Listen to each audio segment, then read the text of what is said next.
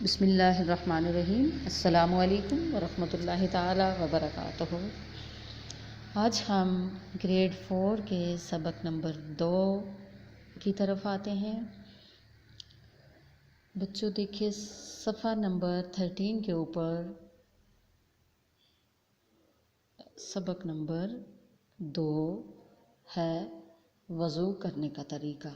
آج کے ہمارے سبق کا عنوان ہے وضو کرنے کا طریقہ۔ تو بچوں آج ہم طہارت کے بنیادی طریقوں کا مختصر تعارف پڑھیں گے اور وضو کرنے کا طریقہ بھی۔ یہ ہماری روزمرہ کی ضروریات میں سے ہے طہارت، اور ہم پہ طہارت فرض ہے۔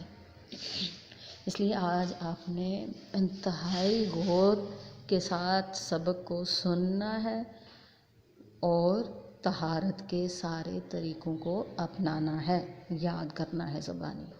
تو بچوں طہارت کیا ہے؟ طہارت یعنی صفائی۔ صفائی اسلام کا لازمی حصہ ہے۔ طہارت کے 3 طریقے ہوتے ہیں۔ سب سے پہلا طریقہ جو ہوتا ہے وہ ہے ہمارا وضو۔ وضو کیا ہے؟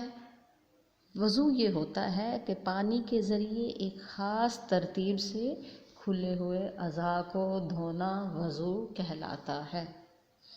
نمبر 2، طہارت کا دوسرا طریقہ کیا ہے؟ غسل۔ غسل کیا ہے؟ پورے جسم کو پانی سے اس طرح دھونا کہ ہم پاک اور صاف ہو جائیں، یہ ہمارا غسل کہلاتا ہے۔ نمبر تیسرا طریقہ ہمارا کیا ہے؟ پانی نہ ملنے کی صورت میں تیمم کی جاتی ہے۔ جہاں پانی میسر نہ ہو وہاں تیمم سے طہارت حاصل کی جاتی ہے۔ تیمم کیسے کی جاتی ہے؟ صاف مٹی سے ایک خاص ترتیب سے اپنے کھلے ہوئے اعضاء یعنی ہاتھ، منہ اور پاؤں کو صاف کرنا تیمم کہلاتا ہے۔ تیمم کی اجازت صرف اس صورت میں ہے کہ جب وضو کے لیے پانی نہ ہو یا کوئی ایسا مرض آپ کے باڈی پہ ہو کہ جیسے کہ آپ پانی استعمال کریں گے تو وہ آپ کی تکلیف اس سے بڑھ جائے گی، اس صورت میں آپ تیمم کر سکتے ہیں۔ بچوں آج دیکھیے وضو کی اہمیت اور ضرورت کیوں ہے، ہمیں وضو کی کیوں ضرورت محسوس ہوئی اور پھر اس کی اہمیت اتنی کیوں بڑھ گئی؟ ضرورت ہماری اس لیے ہے کہ نماز کے لیے وضو ضروری ہے، کیونکہ وضو کے بغیر نماز نہیں پڑھی جا سکتی۔ اور اللہ تعالیٰ قرآن شریف میں بھی سورہ مائدہ کے اندر فرماتے ہیں کہ اے ایمان والو، جب تم نماز کے لیے اٹھو تو اپنے منہ کو اور اپنے ہاتھوں کو کہنیوں سمیت دھو لو اور اپنے سروں کا مسح کرو اور اپنے پاؤں کو ٹخنوں سمیت دھو لو۔ یہ قرآن نے ہمیں طریقہ بتایا ہے۔ تو اب ذرا بچوں مجھے سوچ کے یہ بتائیے کہ اگر آپ دن میں 5 مرتبہ وضو کریں گے تو آپ کیا محسوس کریں گے؟ آپ سوچئے اور اس کا جواب دیجئے۔ تو بچوں دیکھیے آگے صفحہ نمبر 14 کے اوپر ہے وضو کرنے کے مختلف طریقے بتائے گئے ہیں کہ وضو ایک خاص ترتیب سے کیا جاتا ہے۔ یہ نہیں کہ سب سے پہلے پاؤں دھو لو، پھر کلائیوں کو دھو لو یا پھر منہ کو دھو لو یا لاسٹ پہ مسح کرو، نہیں۔ وضو میں ایک خاص ترتیب ہوتی ہے اور اس ترتیب کا خاص خیال رکھا جاتا ہے۔ سب سے پہلے وضو کی نیت کرنی ہوتی ہے، پھر دونوں ہاتھوں کو کلائیوں تک 3 بار دھوتے ہیں۔ سب سے فرسٹ پکچرز کے اندر آپ کو دکھایا گیا ہے کلائیاں دھوئی جا رہی ہیں نل کے نیچے۔ نمبر 2، 3 بار کلی کرنا، مسواک یا انگلی سے اچھی طرح دانتوں کو صاف کرنا ہوتا ہے۔ نمبر 3، اس کے بعد ناک میں پانی داخل کریں اور الٹا ہاتھ لیفٹ ہینڈ کی جو سب سے چھوٹی انگلی ہوتی ہے اس سے ناک کو صاف کریں۔ نمبر 4 پہ ہے کہ پورا چہرہ 3 بار اس طرح دھوئیں کہ پیشانی سے لے کر تھوڑی اور دونوں کانوں کی لو بھیگ جائیں۔ نمبر 5 پہ ہے کہ اس کے بعد 3 بار پہلے سیدھے ہاتھ کی کوہنی دھوتے ہیں، رائٹ ہینڈ کی جو ہے یہ کوہنی دھوتے ہیں، اور پھر لیفٹ الٹے ہاتھ کی کوہنی تک دھوئیں۔ نمبر 6، اب سر کا مسح کریں، یعنی دونوں ہاتھ گیلے کر کے پیشانی کے بالوں سے شروع کرتے ہوئے سر کے پیچھے تک ہاتھ پھیریں۔ اس کے بعد اپنے ہاتھ کی پشت گردن پر پھیر دیں۔ نمبر 8، پھر گیلی انگلیوں کو کانوں میں پھیریں اور دونوں ہاتھوں کے انگوٹھے کانوں کے پیچھے پھیریں۔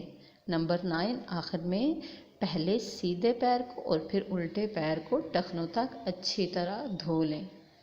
یہ تھے آپ کے وضو کرنے کی ترتیب۔ اس کے بعد بچوں آپ کو بتاؤں کہ وضو کے فرائض کیا ہیں۔ فرائض کیا چیز ہوتے ہیں؟ فرائض کے بغیر وضو مکمل نہیں ہوتا، اور بچوں یہ 4 فرائض ہیں۔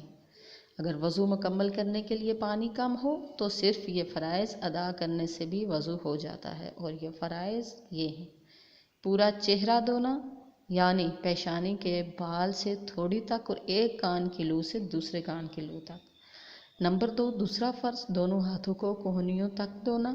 نمبر 3، سر کا مسح کرنا، اور نمبر 4، دونوں ہاتھ ٹخنوں سمیت دھونا۔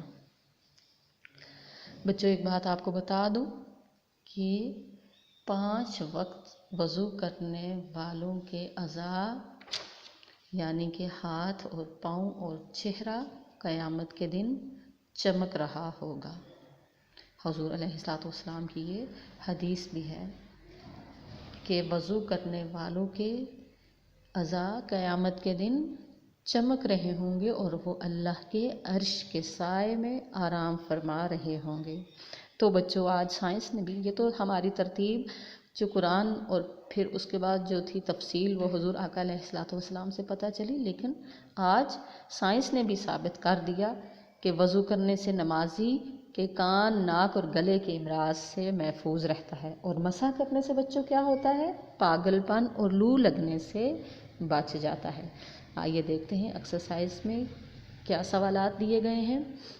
ورک شیٹس بھی آپ کو دی جائیں گی، اور ان کو بھی آپ نے بہت خوبصورت طریقے سے لکھنا ہے اور یاد بھی کرنا ہے، اور اپنے کاپی پہ بہت خوبصورت انداز میں سوالات کے جوابات لکھنے ہیں۔ ہمارا پہلا سوال ہے، طہارت کے کتنے طریقے ہیں، اور ان کے بارے میں تفصیل سے آپ نے لکھنا ہے۔ اب میں نے آپ کو اس کے سارے طریقے ڈیٹیل میں بتا دیا سب کچھ، اب آپ نے اس کو لکھنا ہے، سمجھنا ہے اور یاد بھی کرنا ہے۔ نمبر 2، وضو کے کتنے فرائض ہیں، وہ آپ نے تفصیل سے لکھنا ہے۔